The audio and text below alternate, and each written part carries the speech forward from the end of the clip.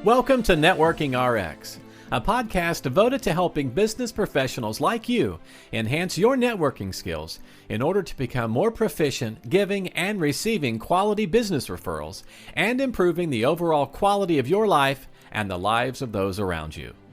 The Networking RX podcast is a production of AmSpirit Business Connections, an organization whose mission is to empower business success through networking. Welcome back. I'm Frank Agin, founder and president of AmSpirit Business Connections and your host of this episode of the Networking RX. Thanks again for listening, subscribing, and referring others, and thanks for the comments and questions you've sent in. Before we get started, remember we're looking to add quality people to our stable of franchisees. This is a unique franchise opportunity in that it's geared for aspiring entrepreneurs or professionals to add on to what they're already doing. Again, all of our franchisees do something else. Just for a couple hours in the morning, a few days a week, our franchisees operate the AmSpirit Business Connections program. The rest of their week, they're accountants, attorneys, financial advisors, realtors, coaches, and consultants of various kinds. Interested? Contact me. There's an email in the show notes, or use the one we provide at the end of the program. Why just be a renter when you can own the building? So why just be in a business network when you can own the business network? For those of you who don't know, I have 3 kids, 3 great kids as I call them, 2 boys and a girl. A girl's as tough as her brothers. I'm proud of my kids, as proud as any parent is or should be. People ask me from time to time, what was the favorite age for being a parent? To be honest, I have no favorite age. They're all fun. Toddlers with the innocence and wonders of birthdays and Christmas. When they get older, chasing them around to sporting activities, and then when they're independent. Certainly when they're able to push the mower, that was fun. And as they work through college and get focused on their lives, it's all good. But when they were young, I did enjoy bedtime, especially bedtime stories. Early on, I bought a book of bedtime stories and worked through it story by story, reading to the kids. One of my favorite stories was the Mousetrap Fable, and it goes something like this.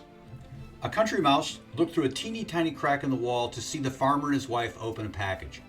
Excited, he thought to himself, what food might this contain? Bread, cheese, surely something good. He, however, was devastated to discover the farmer's wife had ordered a mousetrap. Racing to the farmyard in a panic, the mouse proclaimed to any and all, warning, warning, warning. There's a mousetrap in the house. There's a mousetrap in the house. There's a mousetrap in the house.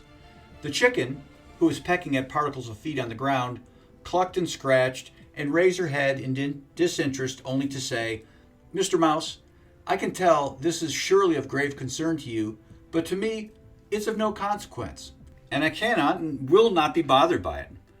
The chicken resumed pecking for her feed. The mouse, still panicked, turned to the pig and repeated, There's a mousetrap in the house. Did you hear me? A mousetrap, I say. The pig snorted a bit, as this was his way.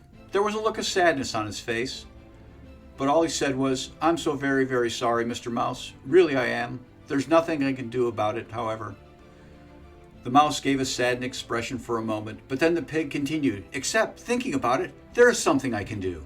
The mouse beamed with optimism. The pig interjected, I can pray. Be assured you're in my prayers.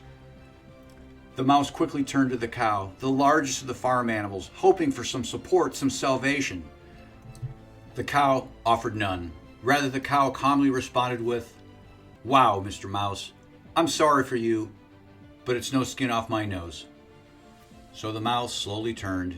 He was sadly returning to the house. His head was down, and he was dejected.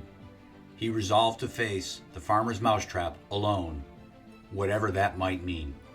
However, that very night, a sound was heard throughout the house and into the farmyard.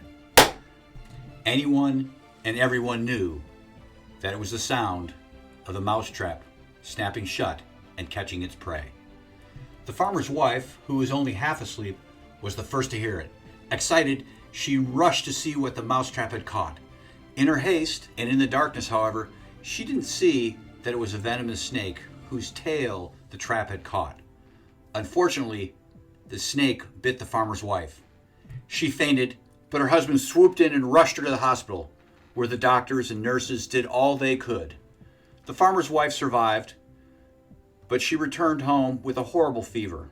Now, everyone knows that the best way to treat a fever is with fresh chicken soup, right? So the farmer took his hatchet to the farmyard for the soup's main ingredient. But the chicken soup only temporarily helped. In time, his wife's sickness continued.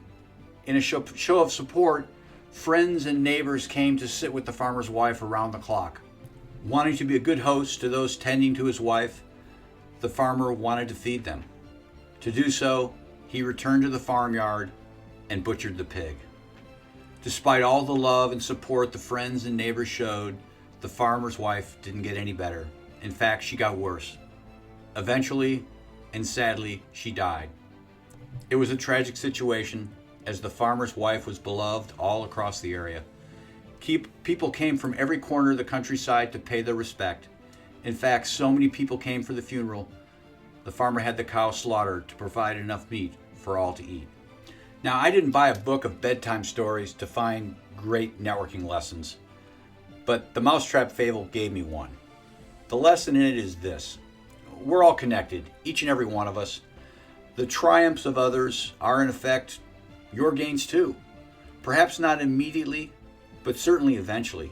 After all, to borrow a Navy cliche, a rising tide raises all ships. Likewise, the problems of others, even if those issues don't seem to directly impact you, are in effect yours. They're your tribulations, sooner or later.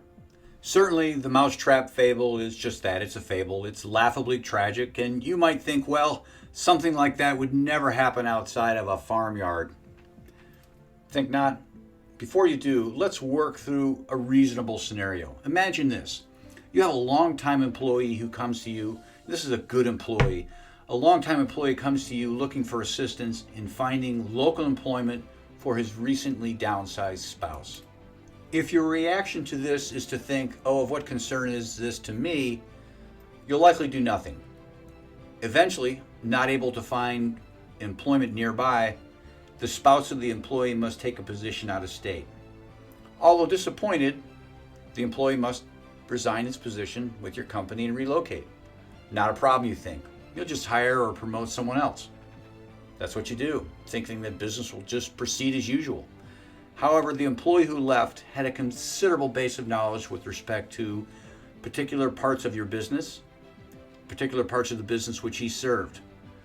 The new person will take years to achieve that intellectual capital. As a result, this particular part of your business does not work as effectively as it once did. This results in inefficiencies, cost overruns, strained relations with departments, customers, clients, everything connected to the business. The person replacing the departed employee does not have the same management style either. Employees within the department are less fulfilled. Some are not as committed to the responsibilities. Others begin to leave for new opportunities elsewhere. In either case, the discontentment and turnover further affects your business's overall performance. While the departure of one employee might not destroy your business, it likely could have a serious impact. What is certain, however, is that you could have avoided all of it. All it would have required was for you to take an interest in your employee. Perhaps if you made a couple introductions on behalf of the employee's spouse, perhaps if you simply passed on the spouse's resume, the effort would have been small. The cost of not making the effort, however, is substantial. In fact, the cost is almost incalculable, as the impact of losing a good employee ripples across the entire company for years and years to come. The lesson is simple. You're prudent to help others through whatever trials are confronting them, even if their trials seem to have no tangential relationship to your well-being.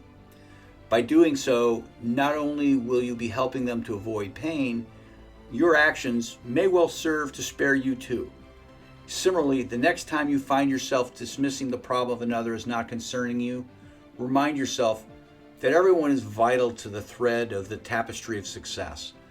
Likewise, even if you can sense no logical benefit from going out of your way to raise up another, whatever assistance they might need, it's best that you do what you can.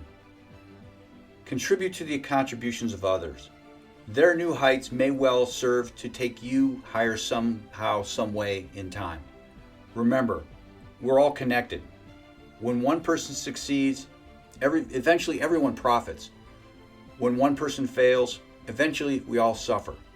Thus, you need to get out there and help whomever you can, whether or not you see a benefit accruing to you. Somehow, some way, your actions will come back to benefit you. Thanks for joining us on the Networking RX podcast. Please put what you've learned into action today and let us know if you have questions, comments, or ideas for future topics. You can email them to us at podcast@amspirit.com. That's AmSpirit.com. Finally, so you never miss an episode, be sure to subscribe to the Networking RX podcast through iTunes, Overcast, or however you receive your podcasts. Now get out and network with someone. The Networking RX podcast is the copyright production of AmSpirit Business Connection. All rights reserved.